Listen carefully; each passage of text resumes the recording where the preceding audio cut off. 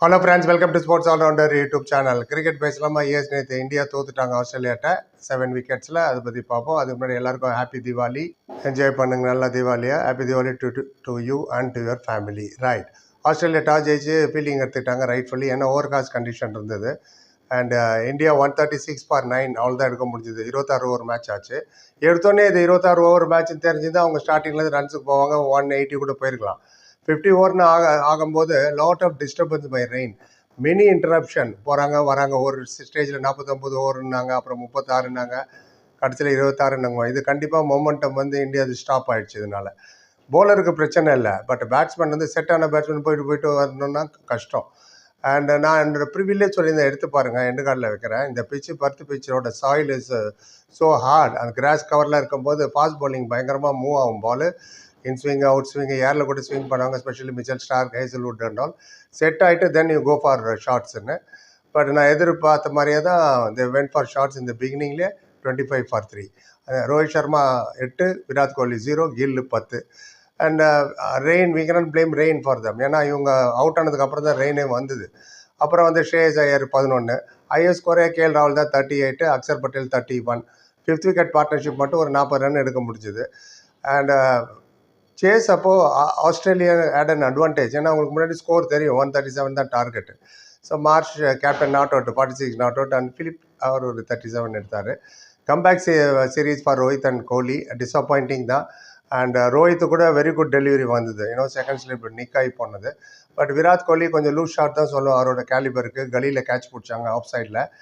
And caught out for duck, கலியில் out ஆனது. நீங்கள் கோலியோட ரெக்கார்ட் பாருங்களேன், 303 ஒன் டே விளையாடிருக்காரு. 15,200 ரன்னு, 51 100 ஒன் டேயில் மட்டுமே சொல்கிறேன். இருந்தாலும் இப்போ விளையாட்ட போகிற ஒவ்வொரு மேட்சும் அவரை டெஸ்ட் பண்ணுற மாதிரியான மேட்ச் தான். எப்படி பண்ணுற அப்போ தான் அடுத்த சீரீஸ் விளையாடுவேன்றது இதெல்லாம் கஷ்டமாக இருக்குது பார்க்குறதுக்கு. Such a legend, such an iconic player.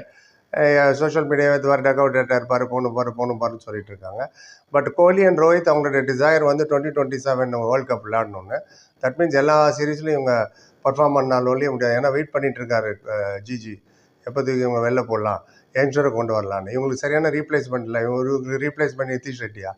அவர் ஏன் அப்பப்போ நிதிஷ் ரெட்டியை சான்ஸ் கொடுக்காரு? டெஸ்ட் மேட்சுக்கும் கொடுத்தாரு, இதுக்கும் கொடுக்குறாரு, one டேக்கும்.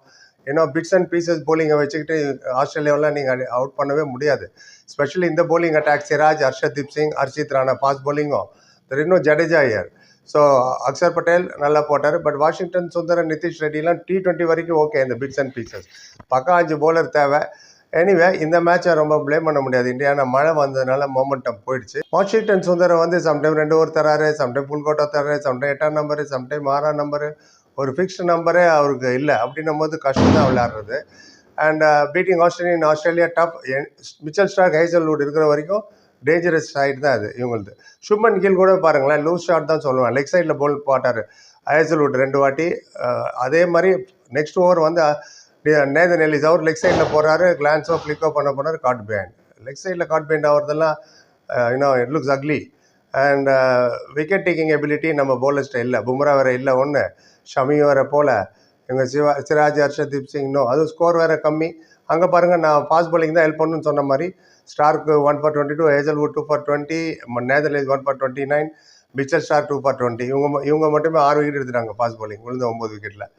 So they are very good bowlers. இப்போ இது கூட பேட் கமிஷனில் சேர்த்துங்க.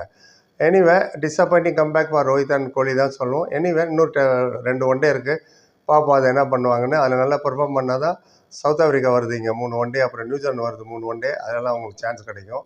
வேர்ல்டு கப் விளையாடுறதெல்லாம் இட் இஸ் ரொம்ப ஏர்லி டு சே எனிதிங். இன்னும் 2 வருஷம் இருக்குது. மொத்தத்தில் இதான் நான் பார்த்தது. நீங்கள் என்ன நினைக்கிறீங்க? கருத்தை சொல்லுங்கள். அப்புறம் 10 like, comment, channel subscribe. Thank you so much.